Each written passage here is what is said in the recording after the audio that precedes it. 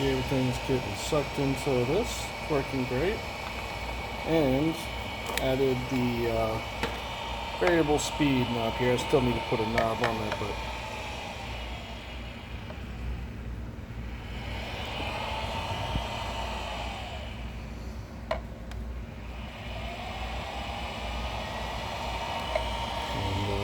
still got a little power switch on the side. All that good stuff. Kind of changed some of the layouts, some of the stuff, but yeah, works great, man. So appreciate the original design here, and hope you can use this this little update I did here. It lets you maybe want a little quieter or something like that.